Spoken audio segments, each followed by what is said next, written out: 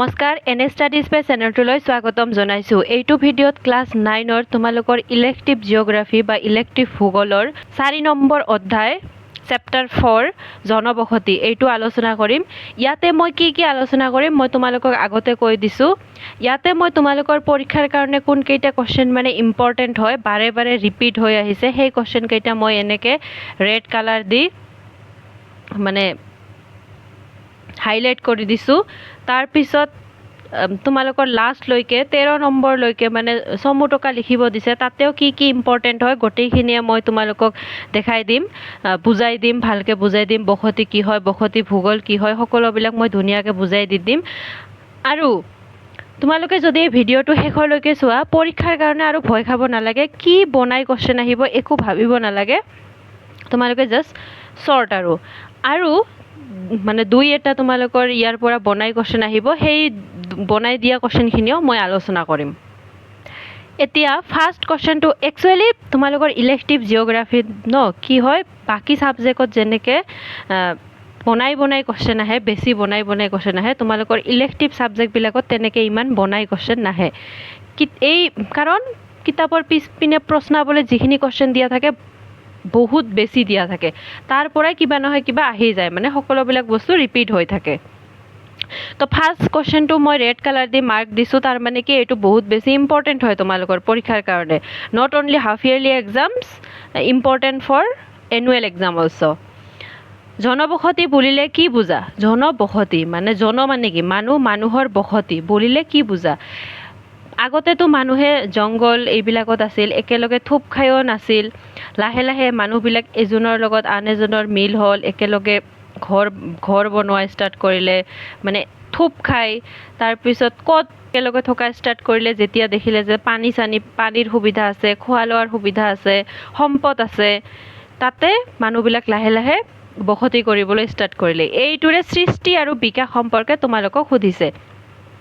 এটা কথা মানে জিঅ'গ্ৰাফীৰ কোৱেশ্চনবিলাক তোমালোকে গমেই পোৱা, ছ'চিয়েল ছায়েন্স এইবিলাকৰ কোৱেশ্চনবিলাক কি হয় অলপ মানে দীঘলীয়া হয়, কিন্তু একেবাৰে ইজি হয়। তোমালোকৰ ডেইলি লাইফৰ মানে চলা ফিৰা খোৱা বোৱাৰ লগত বহুতখিনি মিল থাকে।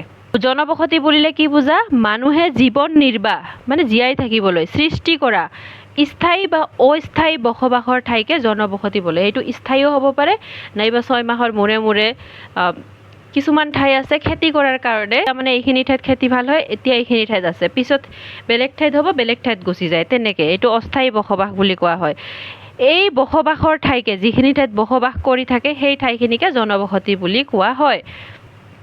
ইয়াতে মই এনচাৰবিলাক ডাঙৰকৈ দিছোঁ, তোমালোকে যদি দুই এটা লাইন স্কিপ কৰি দিয়া পৰীক্ষাততো যিখিনি মুখস্থ কৰা সেইখিনি মনত নাথাকে, সেইকাৰণে দুই এটা লাইন যদি কিবা কাৰণত বাদ হৈ যায় তথাপিও যাতে মাৰ্কত প্ৰব্লেম নহয় সেইকাৰণে ডাঙৰকৈ লিখা হৈছে।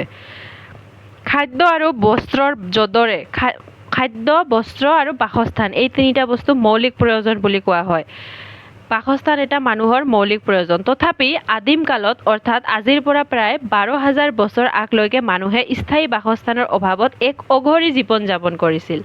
12,000 বছৰমান আগত মানুহৰ ঘৰ বাৰী নাছিল, কিন্তু মানুহৰ জ্ঞানৰ ক্ৰমবিকাশৰ লগে লগে এই আদিম যুগৰ অঘৰী জীৱন ত্যাগ কৰি মানুহে জীৱন ধাৰণৰ বাবে প্ৰাকৃতিকভাৱে অনুকূল পৰিৱেশ, য'ত মানে প্ৰাকৃতিকভাৱে ভাল পানী চানী আছে, গছ গছনি আছে, খেতি কৰা ভাল, সেই অনুকূল ঠাইবোৰত স্থায়ীভাৱে বসবাস কৰিবলৈ আৰম্ভ কৰে।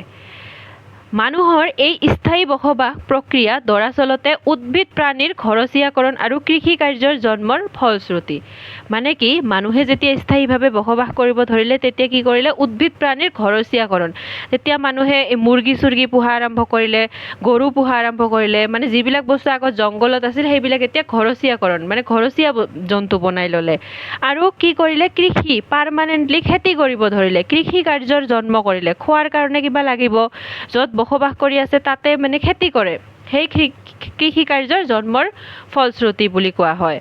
জনবসতি আৰু পৰিৱেশৰ মাজত এক নিবিড় সম্পৰ্ক আছে। এই আৰুবিলাক যে আছে এইবিলাক অট'মেটিকলি টাইপিঙৰ কাৰণে হৈ যায়, তোমালোকে যেনেকৈ লিখা তেনেকৈ লিখিবা, মাইণ্ড নকৰিবা। ঠাই এখনত জনবসতিৰ সৃষ্টি আৰু বিকাশ ঠাইখনত থকা কি বস্তুৰ ওপৰত নিৰ্ভৰ কৰে? পানী, মৃত্তিকা, বনজ আৰু খনিজ সম্পদ, খনিজ সম্পদ, পানী, বিশেষকৈ পানী আদিৰ প্ৰাচুৰ্য আৰু গুণাগুণ তথা বিভিন্ন সুবিধা অসুবিধাৰ ওপৰত নিৰ্ভৰ কৰে। এইবিলাকৰ কিমান মানে প্ৰাচুৰ্যতা আছে, গুণাগুণ কেনেকুৱা আছে, সুবিধা অসুবিধাৰ ওপৰত নিৰ্ভৰ কৰে। ঠাই এখনৰ সম্পদৰ পৰিমাণ আৰু গুণাগুণৰ ওপৰত নিৰ্ভৰ কৰি জনবসতি স্থায়ী বা অস্থায়ী হ'ব পাৰে। যদি সম্পদৰ পৰিমাণ কম থাকে তেতিয়াহ'লে এইটো মানুহে তাৰ পৰা উঠি গুচি যায়। বহুদিন ধৰি চলা জনবসতি প্ৰক্ৰিয়াৰ ফলতহে এখন ঠাইত স্থায়ী বসতিৰ সৃষ্টি হয়। সেইবাবেই সকলো ধৰণৰ বসতি পানীৰ সুবিধা থকা অঞ্চলতে গঢ়ি উঠে। প্ৰাচীন কালৰ বেছিভাগ সভ্যতাই নদীৰ পাৰত গঢ় লৈ উঠিছিল, যেনেকৈ সিন্ধু সভ্যতা, হোৱাংহ, এইবিলাক। সিন্ধু সভ্যতা কি হয়? সিন্ধু নদীৰ পাৰত, হোৱাংহ নদীৰ সভ্যতা, এইবিলাক মানে নদীৰ পাৰত, এইবিলাক বহুত বেছি পুৰণি সভ্যতা, ফাৰ্ষ্ট সভ্যতা, এইবিলাকে নদীৰ পাৰত গঢ় লৈ উঠিছিল। আনহাতে কেতিয়াবা পানীৰ সুবিধাৰ অবিহনেও যদি প্ৰাকৃতিক সম্পদত চহকী হয় তেতিয়া কি কৰে, তাতে জনবসতি কৰে আৰু পানী দূৰৰ পৰা মানে কঢ়িয়াই লৈ আহে। পানী আৰু মাটিৰ চাহিদা পূৰণ হ'লে বসতি স্থাপনৰ বাবে বানপানীৰ সম্ভাৱনাবিহীন, যদি পানী আৰু অনলি পানী দেখিলে নহ'ব, এনেকুৱা ঠাই চুজ কৰিব লাগিব যাতে বানপানী নহয়, সেইকাৰণে উচ্চ ভূমিহে চিনাক্ত কৰা হয়। তদুপৰি ফল মূল, প্ৰাকৃতিক সম্পদৰে প্ৰাচুৰ্য, উপযুক্ত জলবায়ু, প্ৰয়োজনীয় গৃহ নিৰ্মাণ সামগ্ৰী, ঘৰ বনাব হ'লে তোমালোকক মানে মানুহবিলাকক কি লাগিব? গছ লাগিব, কাঠ লাগিব, সেইবিলাকো উপযুক্ত বস্তু থাকিব লাগিব, নহ'লে কেনেকৈ কৰিব? সুৰক্ষিত ঠাইবোৰকহে বসতিৰ বাবে অগ্ৰাধিকাৰ দিয়া হয়। এইখিনি তোমালোকে একেবাৰে সহজ ভাষাত দিয়া আছে, তোমালোকে মই ৰিডিং পঢ়ি গ'লেই বুজি পাবা। তাৰপিছত এই 2 নম্বৰ কুৱেশ্যনটো বহুত বেছি ইম্পৰ্টেণ্ট হয়। বসতি ভূগোল বুলি কাক কোৱা হয়? ইয়াৰ মূল বিষয়বস্তু কি? বসতি ভূগোলৰ মূল বিষয়বস্তু কি? ভূগোলৰ যি শাখাত, ভূগোল মানে জিঅ'গ্ৰাফিৰ যিটো শাখাত মানুহৰ বসতিৰ বিস্তাৰ, এই বসতিবিলাক ক'ত ক'ত কেনেকৈ বিস্তাৰ হৈ আছে, বা বিভাগ, বিস্তাৰ বা বিভাগ এনেকৈ দিবা, বিভাগ মানে বসতিৰ প্ৰকাৰ, মানুহৰ বসতিৰ বিস্তাৰ বা বিভাগ, আৰু ইয়াৰ লগত জড়িত, বসতিৰ লগত জড়িত প্ৰাকৃতিক, সাংস্কৃতিক, আৰ্থ-সামাজিক, প্ৰাকৃতিক, সাংস্কৃতিক মানে যিমানবিলাক বস্তু বসতিৰ লগত জড়িত হৈ আছে, এই কাৰকসমূহৰ অধ্যয়ন কৰা, এইবিলাকৰ অধ্যয়ন কৰাকেই কি বুলি কোৱা হয়? বসতি ভূগোল বুলি কোৱা হয়। ই মানৱ ভূগোলৰ এটি প্ৰধান শাখা। বসতি ভূগোল মানৱ ভূগোলৰ এটি প্ৰধান শাখা। পৃথিৱী বিখ্যাত, তাৰপিছত কি কৈছে? ইয়াৰ মূল বিষয়বস্তুৰ সম্পৰ্কে পুছিছে। পৃথিৱী বিখ্যাত জাৰ্মানৰ ভূগোলবিদ কাৰ্ল ৰিটাৰক বসতি ভূগোলৰ জন্মদাতা বুলি কোৱা হয়। বসতি ভূগোলৰ কোনে জন্ম দিছিল? কাৰ্ল ৰিটাৰ। ক'ৰ হয়? জাৰ্মানৰ হয়। অৱশ্য ইয়াৰ অধ্যয়ন আন এগৰাকী প্ৰখ্যাত ভূগোলবিদ ৰিচাৰ্ড হাৰ্টশ্বৰ্ণে উদ্ভাৱন কৰা উপাদান আৰু অঞ্চল ভিত্তিক পদ্ধতিৰে কোৱা হয়। যদিও জাৰ্মান ভূগোলবিদ, এইবিলাক বস্তু তোমালোকৰ শ্বৰ্ট কুৱেশ্যনত MCQ দিব পাৰে। বসতি ভূগোলৰ মানে জন্মদাতা কাক কোৱা হয়?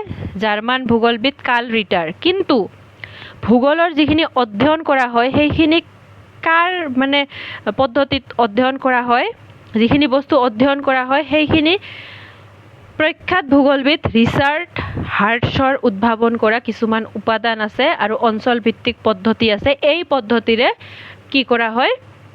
অধ্যয়ন কৰা হয় এই বস্তুবিলাক। বসতি কেনেকৈ বিস্তাৰিত হ'ব, কেই প্ৰকাৰৰ, এইবিলাক। উপাদান ভিত্তিক অধ্যয়নত বসতিৰ অৱস্থান, যিবিলাক উপাদান ভিত্তিক অধ্যয়ন কৰা হয়, এই উপাদান ভিত্তিক অধ্যয়নত কি অধ্যয়ন কৰা হয়? বসতিৰ অৱস্থান, ক'ত মানুহবিলাকে বসতি স্থাপন কৰে, অৱস্থিতি, বসতিৰ আকৃতিবিলাক কেনেকুৱা হয়। কিছুমান নদী থাকিলে এইটো গোলাকাৰ হয়, মানে নদীৰ চাৰিওপিনে থাকে। কিছুমান বস্তু সম্পদৰ লগত ৰাস্তাৰ কাষত হ'লে কি হয়? ৰৈখিক হয়, এনেকুৱা ধৰণৰ আকাৰবিলাক। তাৰপিছত আয়তন, ক্ৰিয়াকলাপ আদি সামৰা হয়। মনত ৰাখিবা, উপাদান ভিত্তিক অধ্যয়নত কি সামৰা হয়? উপাদানত বসতিৰ অৱস্থান, অৱস্থিতি, আকৃতি, আকাৰ, আয়তন, ক্ৰিয়াকলাপ, এইকেইটা বস্তু। তাৰপিছত অঞ্চল ভিত্তিক অধ্যয়ন, উপাদান ভিত্তিক অধ্যয়নত কি কি সামৰা হয় আমি পঢ়িলোঁ। এতিয়া অঞ্চল ভিত্তিক অধ্যয়নত এটা অঞ্চলৰ বসতিৰ জন্ম আৰু বিকাশ মানে হিষ্ট্ৰীটো জনা হয়। বসতিত এই অঞ্চলটোত কেনেকৈ বসতি স্থাপন কৰিলে, ষ্টাৰ্ট কেনেকৈ হ'ল, কেনেকৈ বিকাশ হ'ল, আকৃতিৰ বিকাশ কেনেকৈ হ'ল, মানে এইটোত যে গোলকীয় ধৰি লোৱা ইয়াত গোলাকাৰ বসতি আছে, এইটো কেনেকৈ বিকাশ হ'ল, বিস্তাৰ, বিতৰণ, প্ৰতিৰূপ, প্ৰকাৰ, বৈশিষ্ট্য আৰু স্থানিক পাৰ্থক্য। এইটো ঠাইত যদি বসতিৰ স্থান বেলেগ হ'ব পাৰে, এইটো ঠাইত বসতিৰ প্ৰকাৰটো বেলেগ হ'ব পাৰে, বৈশিষ্ট্য, স্থান পাৰ্থক্য আদি অন্তৰ্ভুক্ত কৰা হয়। দৰাচলতে বসতিৰ অধ্যয়নে প্ৰাকৃতিক পৰিৱেশৰ লগত থকা মানুহৰ সম্পৰ্কৰ কথা প্ৰতিফলিত কৰাৰ উপৰি ই মানুহৰ প্ৰচলিত ধৰ্মীয় আৰু সামাজিক ৰীতি নীতিৰ বৈশিষ্ট্যৰ আভাস দিয়ে। বসতিয়ে আমাক জাষ্ট পৰিৱেশৰ লগত মানুহৰ সম্পৰ্কৰ কথা প্ৰতিফলিত নকৰে আৰু কি কৰে, ধৰ্মীয় সামাজিক ৰীতি নীতি সকলোবিলাকৰ বিষয়ে আমাক আভাস দিয়ে। এই কোৱেশ্চনটো যদিও এইটো মানে মই পৰীক্ষাত অহা নাই আগতে, মানে এনেকৈ ডাইৰেক্ট কোৱেশ্চন অহা নাই। ধৰি লোৱা তোমালোকৰ কেনেকুৱা ধৰণৰ কোৱেশ্চন আহিছে, গ্ৰাম্য বসতি আৰু পৌৰ বসতিৰ বিষয়ে লিখা, নাইবা বিৰল বসতি বা কেন্দ্ৰীভূত বসতিৰ বিষয়ে লিখা, পাৰ্থক্য লিখা, এনেকৈ মানে সৰু সৰুকৈ আহিছে বস্তুবিলাক। কিন্তু একেবাৰে ডাঙৰকৈ এইটো কোৱেশ্চন অহা নাই যে জনবসতিৰ গোটেই শ্ৰেণী বিভাজনখিনি লিখা, কি হয় এইটোৰ বিষয়ে আলোচনা আগবঢ়োৱা, এইটো কেতিয়াও অহা নাই। এই বস্তুটো জানি ৰাখিবা যে বসতিক কেনেদৰে মানে ভাগ কৰা হয় আৰ্হি গঠন আৰু বসবাস কৰা মানুহৰ বৃত্তিৰ ওপৰত। কি আৰ্হি মানে বসতিৰ আৰ্হিটো কেনেকুৱা হয়, গঠনটো কেনেকুৱা হয়, আৰু সেইখিনিত বসবাস কৰা মানুহবিলাকৰ বৃত্তিৰ ওপৰত মানে জীৱিকাটোৰ ওপৰত নিৰ্ভৰ কৰি বসতিক কেইবাটাও শ্ৰেণীত ভাগ কৰা হয়। ফাৰ্ষ্ট মনত ৰাখিবা, বসতিত বাস কৰা জনসংখ্যাৰ জীৱিকাৰ ওপৰত, মানে সেইখিনি ঠাইত বসতিত বাস কৰা মানুহখিনিৰ জীৱিকাৰ ওপৰত নিৰ্ভৰ কৰি বসতিক প্ৰধানকৈ দুটা ভাগত ভাগ কৰা হয়। মনত ৰাখিবা যে জীৱিকাৰ ওপৰত নিৰ্ভৰ কৰি বসতিক দুটা ভাগত ভাগ কৰা হয়। এটা হৈছে গ্ৰাম্য বসতি আৰু এটা হৈছে পৌৰ বসতি। গ্ৰাম্য বসতি ক'ত হয়, গাঁৱত হয়, এনে স্বাভাৱিকতে তোমালোকে গম পোৱা। গ্ৰাম্য বসতি গাঁৱৰ বসতিখিনিক, পৌৰ বসতি নগৰৰখিনিক। আনহাতে আকাৰ বা আৰ্হি অনুসৰি বসতিক দুটা ভাগত ভাগ কৰা হয়, বিৰল বসতি আৰু কেন্দ্ৰীভূত বসতি। বিৰল মানে সেৰেঙা টাইপৰ যিখিনি পাতল, সেইখিনিক বিৰল বসতি, আৰু কেন্দ্ৰীভূত য'ত থোপ লাগি থাকে, যেনেকৈ গুৱাহাটী মহানগৰীত জনসংখ্যাখিনি কেনেকৈ আছে, থোপ লাগি আছে, এটা ঘৰৰ ওপৰত ঘৰ তেনেকৈ থোপ লাগি আছে, এইটো কেন্দ্ৰীভূত বসতি বুলি কোৱা হয়। আৰ্হি আৰু আকাৰৰ ওপৰত ভিত্তি কৰি কি কৰা হয়, বিৰল বসতি, কেন্দ্ৰীভূত, আৰু জীৱিকাৰ ওপৰত গ্ৰাম্য আৰু পৌৰ বসতি। ইয়াতে এইখিনি কি কৰি দিছে, পৃথিৱীৰ কিছুমান অঞ্চলত বিৰাজ কৰা প্ৰতিকূল প্ৰাকৃতিক অৱস্থাৰ বাবে মানুহৰ বসতি বা ঘৰ বাৰী একেবাৰে পাতল আৰু সেৰেঙা হয়। মই ক'লোঁ প্ৰতিকূল মানে পৰিৱেশটো ভাল নহয়। যেনেকৈ আমাৰ ইয়াতে চোৱা, অসমৰ ডিমা হাছাও, কাৰ্বি আংলং এইবিলাকত সেৰেঙা, তাৰমানে কি তাতে কষ্টকৰ জীৱন, পাহাৰ বহুত, মানে খোজকাঢ়ি যাব লাগে, ওপৰে উঠিব লাগে। সেইবিলাকত কি হয়, জনবসতিটো সুবিধাজনক নহয়, সেইকাৰণে কি হয় তাতে জনবসতিটো সেৰেঙা হয়। পাৰ্বত্য শিলাময় তথা প্ৰতিকূল জলবায়ু বিৰাজ কৰা অতিপাত গৰম বা ঠাণ্ডা ঠাইবোৰত সাধাৰণতে জনবসতি তেনেই পাতল হয়। মেঘালয়, তাৰপিছত হিমাচল, এইবিলাকত অলপ জনবসতি কম হয়, কাৰণ তাতে বহুত বেছি ঠাণ্ডাৰ কাৰণেও থাকিব নোৱাৰে। ৰাজস্থান বহুত বেছি গৰম, তাতে জনবসতি সেৰেঙা হয়। এইবিলাক কাৰণত মানুহে থোপ খাই স্থাপন কৰা বসতি সংগঠনক কেন্দ্ৰীভূত বসতি বোলে, আৰু মানুহে যেতিয়া থোপ খাই স্থাপন কৰে বসতি, সেইটোক কেন্দ্ৰীভূত বসতি বোলে। কেন্দ্ৰীভূত বসতিবোৰ আকৃতি বা সংৰূপ অনুসাৰে এনে বসতিক কেইবা ভাগত বিভক্ত কৰিব পাৰি। কেন্দ্ৰীভূত বসতিবোৰৰ আকৃতি বা সংৰূপ অনুসাৰে, মনত ৰাখিবা এইটো ইম্পৰ্টেণ্ট হয়, কেন্দ্ৰীভূত বসতিবোৰৰ আকৃতি বা ৰূপ অনুসাৰে সেইবোৰক আকৌ কেইবাটাও ভাগত ভাগ কৰিব পাৰি।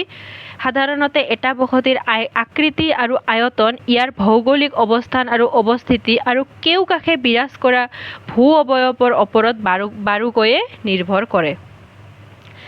এটা বসতিৰ আকৃতি আয়তন কিহৰ ওপৰত নিৰ্ভৰ কৰে ইয়াৰ ভৌগোলিক অৱস্থান অৱস্থিতি আৰু চাৰিওফালে বিৰাজ কৰা ভূ অৱয়ব মানে কেনেকুৱা ধৰণৰ মাটি চাটি আছে পানী আছে এইবিলাকৰ ওপৰত নিৰ্ভৰ কৰে ইয়াৰ উপৰি পানীৰ উৎস ৰাস্তা ঘাটৰ প্ৰসাৰ নদীৰ গতিপথ ইত্যাদিও পানীৰ উৎস ক'ত আছে ৰাস্তা ঘাটৰ প্ৰকাৰবিলাক নদীৰ গতিপথ নদীটো যদি এনেকৈ গৈছে মানুহবিলাকো এনেকৈ ঘৰ বান্ধিব লাগিব ন নদীততো যাব নোৱাৰে কেন্দ্ৰীভূত বসতিৰ প্ৰকাৰ নিৰূপণ কৰে সেইবিলাকৰ ওপৰত ভিত্তি কৰি কেন্দ্ৰীভূত বসতিক আকৌ 5টা প্ৰকাৰত বিভক্ত কৰিব পাৰি কি 5টা ইম্পৰ্টেণ্ট হয় মনত ৰাখিবা যে কেন্দ্ৰীভূত বসতিৰ আকৌ 5টা ভাগ আছে আয়তাক্ষেত্ৰাকাৰ বসতি বা বৰ্গাকৃতিৰ বসতি ৰৈখিক বসতি বৃত্তাকাৰ বসতি তৰাৰূপী বসতি আৰু ত্ৰিভুজাকাৰ বসতি এই 5টা নাম মুখস্থ কৰিবা পিছত কোশ্চেন আছে এইকেইটাক বিস্তাৰ কৰি কি দিব কৈছে চিত্ৰ দিব কৈছে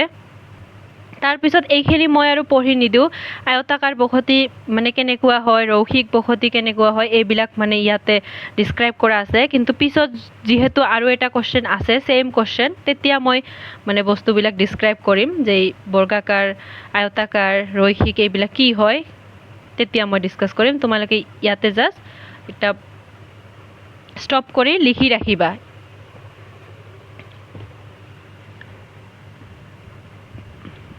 চোৱা তোমালোকে এটা কাম কৰিবা যে গ্ৰাম্য বসতি কাক বোলে পৌৰ বসতি কাক বোলে তাৰ পিছত বাকিখিনি বিৰল বসতি আৰু কেন্দ্ৰীভূত বসতিৰ আকৌ 5টা ভাগ আছে এই 5টা দুটা লাইনত কাক বোলে তোমালোকে শিকি ল'বা সৰ্টেড পৰীক্ষাত আৰু টেনচন নাই যি কোশ্চেন আহে পাছ হৈ যাবা এতিয়া এইটো ইম্পৰ্টেণ্ট কোশ্চেন এইটো বাৰে পৰীক্ষাত অহা দেখা গৈছে গ্ৰাম্য আৰু পৌৰ বসতি বুলিলে কি বুজায় মই ক'লোৱে বসতিৰ প্ৰকাৰ কেইটা কাক বোলে মুখস্থ কৰিলে যিকোনো কোশ্চেন আহিলে লিখিব পাৰিবা যদি তোমালোকক দিয়ে যে বিৰল বসতি আৰু কেন্দ্ৰীভূত বসতিৰ মাজত পাৰ্থক্য লিখিব পাৰিবা গ্ৰাম্য বসতি আৰু পৌৰ বসতিৰ বাকি বসতিবিলাকৰ যদি পাৰ্থক্য দিয়ে সকলোবিলাকে লিখিব পাৰিবা যদি মুখস্থ কৰা এইটো কি কৈছে গ্ৰাম্য আৰু পৌৰ বসতি বুলিলে কি বুজায় এটা বসতিত বাস কৰা জনসংখ্যাৰ জীৱিকাৰ ওপৰত নিৰ্ভৰ কৰি আমি বসতিক গ্ৰাম্য আৰু পৌৰ বসতি আগতে পঢ়িছো জীৱিকাৰ ওপৰত গাঁও এলেকাত গঢ়ি উঠা বসতিক গ্ৰাম্য বসতি চহৰ এলেকাত গঢ়ি উঠা বসতিক পৌৰ বসতি বোলে একেবাৰে সহজ গ্ৰাম্য আৰু পৌৰ বসতিৰ মাজত থকা পাৰ্থক্যসমূহ তোমালোকে গমে পোৱা গাঁও অঞ্চলৰ মানুহৰ জীৱিকা কি হয় কৃষি হয় মাছ ধৰা কাঠ কটা ইত্যাদি আনহাতে নগৰ বা চহৰ অঞ্চলৰ মানুহৰ জীৱিকা কি হয় চাকৰি বেপাৰ বাণিজ্য গাঁৱৰ তুলনাত নগৰবোৰত বজাৰ যাতায়াত আমোদ প্ৰমোদৰ সুবিধা বেছি গাঁৱৰ তুলনাত নগৰবোৰত বজাৰ যাতায়াত এইবিলাকৰ সুবিধা বেছি নগৰসমূহত ভূমি আৰু বাসভূমিৰ অভিলম্বীয় প্ৰসাৰ আৰু ভূমিৰ ব্যৱহাৰ গাঁৱতকৈ বেছি হয় নগৰসমূহত ভূমি আৰু বাসভূমিৰ অভিলম্বীয় প্ৰসাৰ মানে এনেকে তাতে বিল্ডিং থাকে ওপৰলৈ উঠে ন গাঁৱৰ ঘৰবিলাকতো এটা ঘৰ হয় কিন্তু চহৰবিলাকত এনেকে সেইকাৰণে কৈছে অভিলম্বীয় প্ৰসাৰটো গাঁৱতকৈ বেছি হয় তাৰ পিছত নগৰ অঞ্চলৰ জনসংখ্যা ইয়াৰ বৃদ্ধিৰ হাৰ আৰু ঘনত্ব গাঁও অঞ্চলতকৈ বেছি হয় নগৰ অঞ্চলৰ জনসংখ্যা বৃদ্ধিৰ হাৰ আৰু ঘনত্ব এটাৰ পিছত এটা ঘৰ থাকে ইয়াৰ মাজত গেপটো নাথাকে এইটো গাঁৱতকৈ বেছি হয় তাৰ পিছত এতিয়া মই ক'লো যে আৰু কোশ্চেন থাকিব পাৰে যে বিৰল বসতি আৰু কেন্দ্ৰীভূত বসতিৰ মাজত থকা পাৰ্থক্য এইটোতো মই বুজাই দিছো বিৰল বসতি মানে য'ত প্ৰাকৃতিক প্ৰতিকূল পৰিৱেশৰ বাবে হেৰেঙা হয় পাতল হয় আৰু কেন্দ্ৰীভূত কিছুমান সুবিধাৰ কাৰণে তাতে মানে থুপ খাই থাকে এইটোক কেন্দ্ৰীভূত বসতি বুলি কোৱা হয় এইটো আৰু মই পঢ়ি নিদিওঁ মই বুজাই দিছো আগতে তোমালোকে এইটো ষ্টপ কৰি লিখি ৰাখিবা একেবাৰে সহজ হয় ইয়াতে চোৱা এইখিনিতো পাতল হেৰেঙা হয় তাৰ পিছত কোনবিলাকত হেৰেঙা হয় আমেৰিকা যুক্তৰাষ্ট্ৰৰ কৃষি বলয় অঞ্চল আৰু অষ্ট্ৰেলিয়াৰ কৃষি প্ৰধান অঞ্চলবোৰত বিৰল বসতি কাৰণ তাতে অতিমাত্ৰা ঠাণ্ডা থাকে সেইকাৰণে তাতে এনি টাইম বৰফ থাকে সেইকাৰণে একেবাৰে বিৰল বসতি হয় আৰু এতিয়া আমি কেন্দ্ৰীভূত বসতি কি কৈছে খেতি বাতিৰ সুবিধা কিহৰ কাৰণে থুপ খাই থাকে খেতি বাতিৰ সুবিধা পানীৰ উৎস ৰাস্তা ঘাটৰ সুবিধা কৰ্মস্থাপনৰ সুবিধা কেতিয়াবা কিছুমান ঠাইত মানুহৰ বসতি ঘন হয় বা থুপ খাই থকা দেখা যায় এনে বসতিক কেন্দ্ৰীভূত বসতি বোলে ইয়াতে চোৱা 6 নম্বৰটো কি কৈছে উদাহৰণ সহ আৰু চিত্ৰ সহ কেন্দ্ৰীভূত বসতিৰ অন্তৰ্গত বসতিসমূহৰ বিষয়ে লিখা এই যে 5টা বসতিৰ বিষয়ে আমি পঢ়িলো সেই 5টা বসতিৰ বিষয়ে উদাহৰণ দি চিত্ৰ সহ এইবিলাক নাহে তোমালোকে জাস্ট কাক বলে আৰু উদাহৰণ এটা পৰীক্ষাৰ কাৰণে মুখস্থ কৰিবা চিত্ৰ এইবিলাক নাহে, জাষ্ট বুজি পোৱাৰ কাৰণে শিকি ল'বা। আৰু সাধাৰণতে থোপ খাই স্থাপন কৰা বসতি সংগঠনক কেন্দ্ৰীভূত বসতি বোলে। থোপ খাই স্থাপন কৰা বসতি এইটো পঢ়িলোঁ। ভাগ কেইটা? আয়তাকাৰ বসতি, ৰৈখিক বসতি, বৃত্তাকাৰ বসতি, তৰাৰূপী বসতি, ত্ৰিভুজাকাৰ বসতি। এতিয়া আমি ভাগবোৰৰ বিষয়ে আলোচনা কৰোঁ। এই আয়ত ক্ষেত্ৰাকাৰ বা বৰ্গক্ষেত্ৰাকাৰ বসতি এটাই হয়। আয়তাক্ষেত্ৰাকাৰটো জাষ্ট আয়তৰ নিচিনা, বৰ্গটো জাষ্ট বৰ্গৰ নিচিনা। ছবিটো এনেকুৱা, চিত্ৰটো এনেকুৱা। এইটো কাক বোলে? এইখিনি। পৃথিৱীৰ প্ৰায় 50% গ্ৰাম্য বসতিত বাস কৰে। 50% গ্ৰাম্যত বাস কৰে। এনে বসতি সমূহৰ বেছিভাগৰে আকৃতি মহান আয়তক্ষেত্ৰাকাৰ হয়। এই বসতিবিলাক বেছিভাগৰ এনেকুৱা টাইপৰ আয়তক্ষেত্ৰাকাৰ হয়। এনেধৰণৰ বসতি প্ৰধানকৈ বিস্তৃত সাৰুৱা সমভূমি অঞ্চলত গঢ়ি উঠে। ক'ত গঢ়ি উঠে এই আয়তক্ষেত্ৰাকাৰ বসতি? সাৰুৱা সমভূমি অঞ্চলত। অনুকূল ভূ অৱয়বৰ তথা বহল সাৰুৱা ভূমিৰ প্ৰাচুৰ্যৰ বাবে এনে আয়তক্ষেত্ৰাকাৰ বসতিত ৰাস্তা-ঘাটৰ পৰা প্ৰায় পোন আৰু ৰাস্তাবোৰে ইটোৱে সিটোক সমকোণত কটাকটি কৰে। কি কৈছে? অনুকূল ভূ অৱয়ব তথা বহল সাৰুৱা ভূমিৰ প্ৰাচুৰ্যৰ বাবে এনে আয়তক্ষেত্ৰাকাৰ বসতিত ৰাস্তা-ঘাটৰ পৰা প্ৰায় পোন আৰু ৰাস্তাবোৰে ইটোৱে সিটোক সমকোণত কটাকটি কৰে। এইটো চোৱা, ৰাস্তাবিলাক এনেকে সমকোণত কটাকটি কৰে, মানে 90 ডিগ্ৰী 90 ডিগ্ৰী। এইখিনিত এনেকে থাকে, এইখিনিত ইয়াতে থাকে, এইখিনিত ইয়াতে থাকে, এইখিনিত ইয়াতে থাকে, এনেকে থাকে কাৰণ তাতে মাটিখিনি সাৰুৱা হয়। ভাৰতৰ গংগা নদী উপত্যকা অঞ্চলৰ প্ৰায়বিলাক বসতি, আৰু এইটোৰ উদাহৰণ হিচাপে ক'ত? ভাৰতৰ গংগা নদী উপত্যকা অঞ্চলৰ প্ৰায়বিলাক বসতি আয়তক্ষেত্ৰাকাৰ বসতি। ঠিক তেনেদৰে কোনো অঞ্চলত বসতিৰ আকাৰ বৰ্গাকৃতিৰ হয়, ইয়াকে বৰ্গক্ষেত্ৰাকাৰ বসতি বোলে। তাৰপিছত ৰৈখিক বসতি ৰেখাৰ নিচিনা। মানুহে যেতিয়া ঘৰ দুৱাৰবোৰ ৰাস্তা, ৰেল লাইন আদিৰ দুয়োকাষে, যেতিয়া ৰাস্তা, ৰেল লাইন, নদী এইবিলাকৰ দুয়োকাষে স্থাপন কৰে, তেতিয়া কি হয়? এইটো ৰৈখিক বসতিত পৰিণত হয়। আদিৰ পাৰত আৰু পাহাৰীয়া অঞ্চলৰ ঠেক, নদী উপত্যকা বা সাগৰৰ উপকূল এলেকাত সাজে এনে বসতিক ৰৈখিক বসতি বোলে। ভাৰতৰ গংগা আৰু যমুনা নদীৰ উপত্যকাৰ এলেকাৰ পাৰত এনে বসতি দেখিবলৈ পোৱা যায়। উদাহৰণ। তাৰপিছত বৃত্তাকাৰ বসতি মানে গোলাকাৰ টাইপৰ হয়। মানুহে যেতিয়া হ্ৰদ, বিল নাইবা ডাঙৰ পুখুৰীৰ চাৰিওফালে ঘৰ সাজে, ঘূৰণীয়া আকৃতিৰ বসতি স্থাপন কৰে, তাকে বৃত্তাকাৰ বসতি বোলে। পানীক কেন্দ্ৰ কৰি এনে বসতি মানে কি হয়? গঢ়ি উঠে। মাছমৰীয়া সম্প্ৰদায়ৰ বহু লোক মাছ ধৰা বৃত্তি পালন কৰিবলৈ ডাঙৰ হ্ৰদ বা বিল আদিৰ চাৰিওফালে এনে বসতি গঢ়ি তোলা দেখা যায়। তাৰপিছত তৰাৰূপী বসতি, এইটো চিত্ৰটো চাই লোৱা। যেতিয়া কিছুমান ঠাইত কেইবা দিশৰ পৰা আহি সংলগ্ন হোৱা পকী বা কেঁচা ৰাস্তাৰ দুয়োকাষে ঘৰ দুৱাৰ নিৰ্মাণ আদি তৰাৰ পোহৰৰ বিচ্ছুৰণৰ দৰে জনবসতিৰ বিস্তাৰ ঘটে। যেতিয়া কি হয়?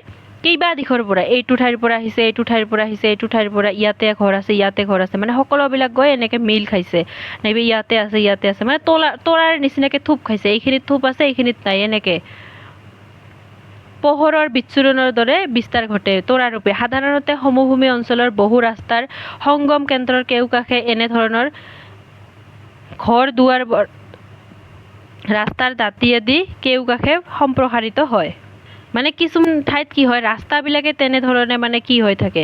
কিছুমান ৰাস্তা আছে ইয়াৰ পৰা গৈছে, ইয়াৰ পৰা গৈছে, তেতিয়া মানুহে ৰাস্তাৰ কাষত ঘৰ বন্ধাৰ কাৰণে তেনেকে মানে আহি ঘৰবিলাক বান্ধে, কোনো চিষ্টেম নাথাকে। এইটোক তৰাৰূপী বসতি বুলি কোৱা হয়।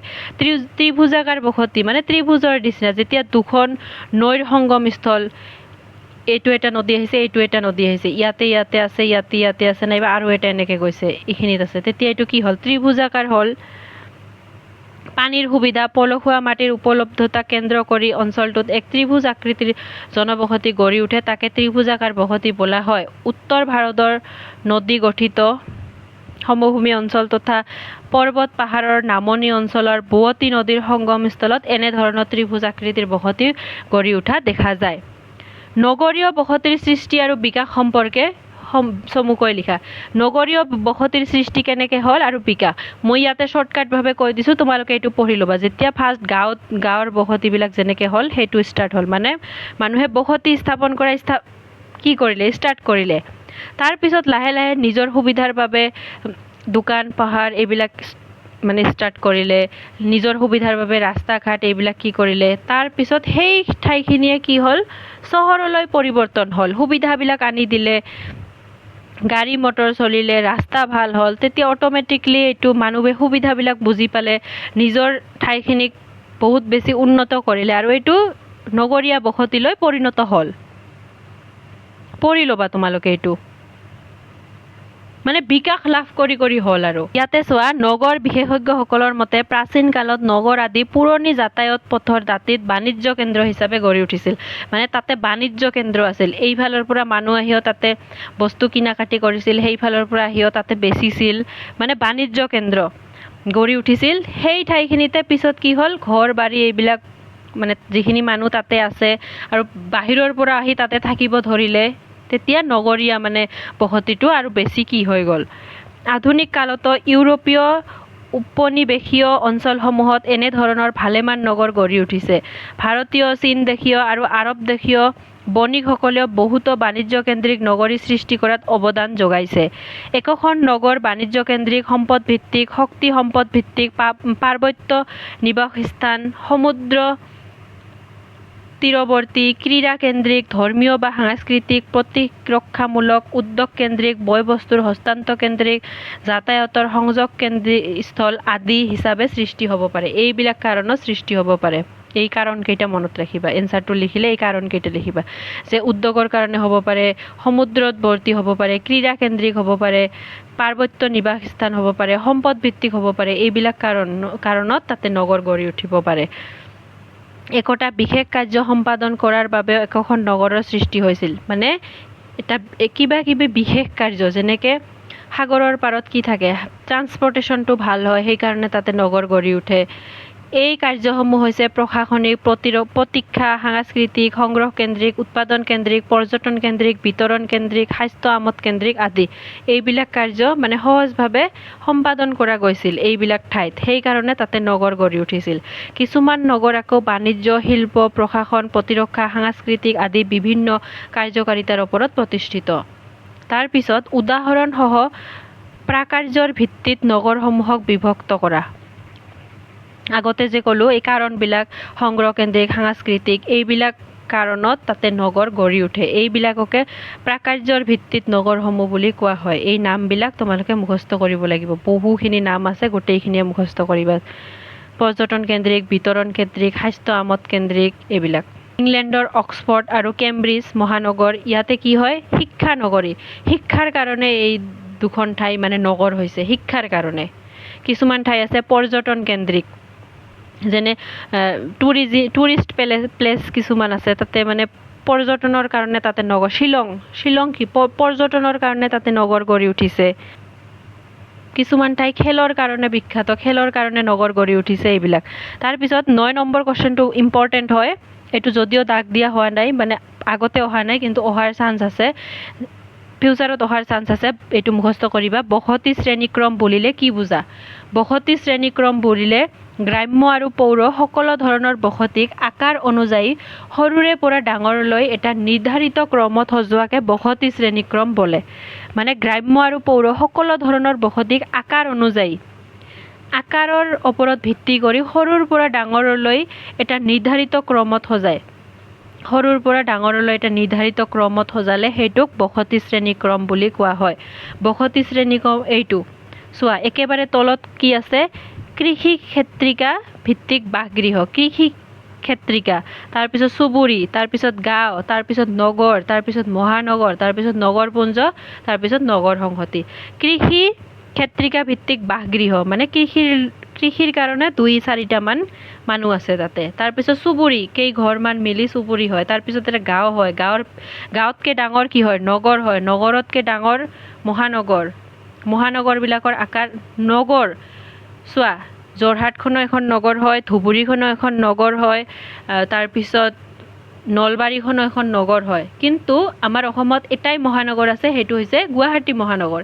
এই নগৰবিলাকতকৈ মহানগৰৰ জনসংখ্যাটো আৰু বেছি হয়, মহানগৰতকৈ নগৰপুঞ্জৰ আৰু বেছি, নগৰপুঞ্জতকৈ নগৰ সংহতিৰ আৰু বেছি। এইটো বৰ্ধিত জনসংখ্যাটো বেছি হয়।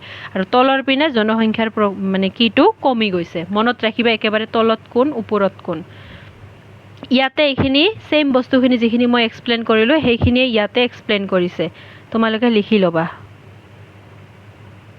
এইখিনি লিখি ল'বা তাৰপিছত গ্ৰাম্য আৰু পৌৰ বসতিৰ ভূমি ব্যৱহাৰৰ বিষয়ে লিখা গ্ৰাম্য বসতিত কেনেকুৱা ধৰণৰ ভূমি ব্যৱহাৰ কৰা হয় আৰু বসতিত কেনেকুৱা ভূমি ব্যৱহাৰ কৰা হয় গ্ৰাম্য আৰু পৌৰ বসতিৰ ভূমি ব্যৱহাৰৰ ভিন্নতা আছে গ্ৰাম্য অঞ্চলত ভূমি বসতিৰ বাবে ব্যৱহাৰ কৰাৰ উপৰিও গ্ৰাম্য অঞ্চলত ভূমি জাষ্ট ঘৰ বন্ধাৰ কাৰণে নহয় খেতি কৰা পশুপালন কৰা মীন পালন কৰা আদি সকলো ধৰণৰ কাৰ্যৰ বাবে ব্যৱহাৰ কৰা হয় আনহাতে পৌৰ এলেকাত বসতিৰ উপৰিও কি কাৰণত ব্যৱহাৰ কৰা হয় ব্যৱসায় বাণিজ্য উৎপাদনৰ কাৰণে গ্ৰাম্য আৰু পৌৰ ভূমি দুয়োবিধ অঞ্চলত আজিকালি উন্নত যাতায়াত আৰু পৰিবহণ ব্যৱস্থা দেখা যায় য'ত ভূমিৰ বহুল ব্যৱহাৰ হয় যাতায়াতৰ ৰাস্তা ঘাট নিৰ্মাণ কৰাৰ কাৰণেও ভূমি ব্যৱহাৰ কৰা হয় গাঁও অঞ্চলৰ তুলনাত পৌৰ এলেকাৰ ভূমিৰ সৰ্বাধিক ব্যৱহাৰ দেখা যায় গাঁও অঞ্চলত তথাপিও খালী মানে ঠাই দেখা যায় কিন্তু চহৰ অঞ্চলত সকলোবিলাক ভূমি কিবা নহয় কিবা কামত ব্যৱহাৰ কৰি আছে কাৰণ পৌৰ এলেকাত ভূমি দিনক দিনে বাঢ়ি অহা জনসংখ্যা উদ্যোগ প্ৰতিষ্ঠানৰ প্ৰসাৰতাৰ বাবে বসতি বাবে কম হৈ থকা পৰিলক্ষিত হৈছে ইণ্ডাষ্ট্ৰীবিলাক বাঢ়ি গৈছে জনসংখ্যা বাঢ়ি গৈছে সেইকাৰণে একেবাৰে কমি গৈছে তাৰোপৰি পৌৰ এলেকাৰ নলা নৰ্দমা আৱৰ্জনা নিষ্কাশনৰ বাবে যিদৰে ভূমিৰ ব্যৱহাৰ হয় গাঁও এলেকাত এয়া প্ৰায়ে দেখা নাযায় কিন্তু গাঁও অঞ্চলত এইবিলাক দেখা নাযায় এই কোৱেশ্চনটো বহুত বেছি ইম্পৰ্টেণ্ট হয় মই ৰেড কালাৰ দিছোঁ কেন্দ্ৰীয় ব্যৱসায় এলেকা বুলিলে কি বুজায় ইয়াৰ মূল বৈশিষ্ট্যসমূহ কি কেন্দ্ৰীয় ব্যৱসায় এলেকা নগৰসমূহৰ অন্তৰ্ভাগৰ ভূমিৰ অন্তৰ্ভাগ মানে নগৰসমূহৰ ভিতৰৰ ভূমিৰ ব্যৱহাৰ আৰু কাৰ্যকাৰিতা প্ৰায় সকলোতে এক নিৰ্দিষ্ট প্ৰতিৰূপৰ হোৱা দেখা যায় এক নিৰ্দিষ্ট প্ৰতিৰূপত হোৱা দেখা যায় প্ৰতিৰূপত এইটো ত দিবা নগৰসমূহৰ ভূমিৰ ব্যৱহাৰ আৰু কাৰ্য মানে প্ৰায় একে ৰূপতে হোৱা দেখা যায় নগৰ এখনৰ কেন্দ্ৰীয় অঞ্চলটোত ব্যৱসায় বাণিজ্যৰ প্ৰাধান্য থাকে কেন্দ্ৰীয় নগৰ অঞ্চলৰ যোনটো মেইন পইণ্ট হয় তাতে ব্যৱসায় বাণিজ্যৰ প্ৰাধান্য থাকে ইয়াত বিভিন্ন প্ৰকাৰৰ ব্যৱসায় প্ৰতিষ্ঠান বেংক কাৰ্যালয় পাইকাৰী আৰু খুচুৰা বিক্ৰী কেন্দ্ৰ হ'লচেল মাৰ্কেটবিলাক এই অঞ্চলটো ঠাহকাই থাকে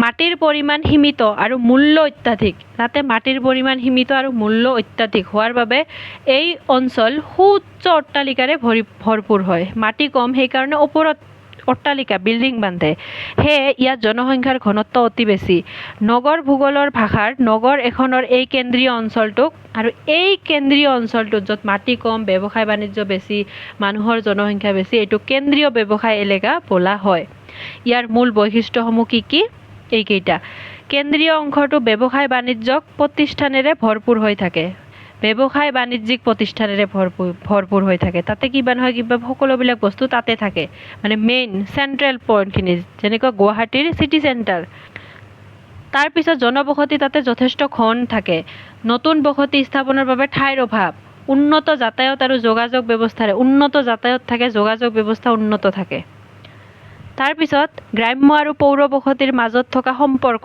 আমি আগতে কি পঢ়িছিলোঁ পাৰ্থক্য ইয়াতে সম্পৰ্ক যদিও পাৰ্থক্য আছে কিন্তু এটাই আনটোৰ ওপৰত ডিপেণ্ডেবল হয় এটাৰ ওপৰত নিৰ্ভৰশীল হয় কোনো এখন গাঁও এখনক সম্পূৰ্ণভাৱে কাষৰ নগৰ এখনৰ পৰা পৃথক কৰিব নোৱাৰি এখন গাঁৱত ভাল হস্পিটেল নাথাকে মানে শিক্ষা ব্যৱস্থা ভাল নাথাকে ল'ৰা ছোৱালীবিলাক গাঁৱৰ পৰা সেই বেমাৰ হ'লে তাতে লৈ যোৱা হয় মানে নগৰ এখনৰ ওপৰত পুৰা ডিপেণ্ডেবল হৈ থাকে আৰু কৃষিজাত খাদ্যবস্তুৰ কাৰণে নগৰ এখন ওচৰৰ গাঁওবিলাকৰ ওপৰত ডিপেণ্ড হৈ থাকে কাৰণ খাদ্যবস্তুখিনি গাঁৱতহে তৈয়াৰ কৰা হয় নগৰততো নহয় সেইকাৰণে এটাই আনটোৰ ওপৰত পুৰা ডিপেণ্ডেবল এইটোৱে তোমালোকে লিখি ল'বা তাৰপিছত চমু টকা লিখা লাষ্ট কোৱেশ্চন চমু টকা লিখা ইয়াত বহুখিনি চমু টকা দিয়া আছে হ'লেও কোনখিনি ইম্পৰ্টেণ্ট হয় মই কৈ আছোঁ জনবসতি আৰু বসতি ভূগোল এইটো মই আগতে বুজাই দিছোঁ এইটো ইম্পৰ্টেণ্ট হয় এইটো পঢ়ি ল'বা ছেইম এনচাৰে হয় তাৰপিছত ৰৈখিক বসতি কাক বোলে এইটোও বুজাই দিছোঁ এইটোও পঢ়ি ল'বা এইটো ইম্পৰ্টেণ্ট হয় বৃত্তাকাৰ বসতি এইটোও পৰীক্ষাত বাৰে বাৰে অহা দেখা গৈছে এইটোও পঢ়ি ল'বা ইম্পৰ্টেণ্ট হয় ৰেড কালাৰ দিছোঁ তাৰপিছত তৰাৰূপী বসতি কি হয় এইটো ইম্পৰ্টেণ্ট হয় এইটো বাৰে বাৰে আহিছে সেইকাৰণে দিছোঁ তাৰপিছত শিক্ষা আৰু সাংস্কৃতিক নগৰী এইটো কি হয় একেবাৰে সৰুকৈ এনচাৰখিনি লিখি দিছোঁ তোমালোকে এইটো চাই লিখি ল'বা তাৰপিছত গ্ৰাম নগৰ শান্তত্যক শান্তত্বক এইটো কি হয়, এইটো মানে কি হয়, এইটো কেতিয়াবা আহিবও পাৰে কাৰণ টাৰ্মটো অলপ কঠিন হয়, কাৰণ এইটো মুখস্থ কৰিবা, আহিবও পাৰে এইটো। তাৰপিছত বসতি শ্ৰেণীক্ৰম, এইটো মই বুজালোঁ, জনসংখ্যাৰ ভিত্তিত তলৰ পৰা ওপৰলৈ সজোৱা। নগৰীয়া উপকণ্ঠ কি হয়, নগৰীয়া উপকণ্ঠ কি হয়, এইটো ইম্পৰ্টেণ্ট হয়, এইটো মই ৰেড কালাৰ দিয়া পাহৰি গৈছোঁ, এইটো পঢ়িবা, এইটো ইম্পৰ্টেণ্ট হয়। তাৰপিছত লাষ্ট কুৱেশ্যন, লাষ্ট বহুত বেছি ইম্পৰ্টেণ্ট হয়, এইটো বাৰে বাৰে আহিছে, উপনগৰ কি হয়। বহু সময়ত নগৰ অঞ্চলৰ পৰা কিছু ব্যৱসায় বাণিজ্য উদ্যোগ বিভিন্ন অনুষ্ঠান প্ৰতিষ্ঠান বসতি স্থাপনৰ বিকেন্দ্ৰীকৰণৰ ফলত প্ৰধান নগৰসমূহৰ পৰা কিছু আঁতৰত দুই এখন উপনগৰ গঢ়ি উঠে। এইটো মানে মেইন নগৰ, এই নগৰতকৈ অলপ ছাইডত মানে নগৰ গঢ়ি উঠে, ছেইম ইয়াতকৈ অলপ মানে কম হয়, এইটোক উপনগৰ বুলি কোৱা হয়। উদাহৰণস্বৰূপে দিল্লী মহানগৰৰ নিকটৱৰ্তী গুৰগাঁও, নয়ডা, গাজিয়াবাদ এইবিলাকক উপনগৰ বুলি কোৱা হয়। ইম্পৰ্টেণ্ট হয়, এইটো পৰীক্ষাৰ কাৰণে মুখস্থ কৰিবা। যিখিনি মই ৰেড কালাৰ দিছোঁ এইখিনি তোমালোকে মুখস্থ কৰিবা, এইখিনি বাৰে বাৰে পৰীক্ষাত আহিছে, যিখিনি মই মুখস্থ কৰিব সেইখিনিও মুখস্থ কৰিবা। ভিডিঅ'টো বহুত বেছি দীঘল হৈছে, তোমালোকে বহুত কষ্টকৈ বনাইছোঁ, প্লিজ লাইক কমেণ্ট ছাবস্ক্ৰাইব কৰি দিবা। Thank you so' much.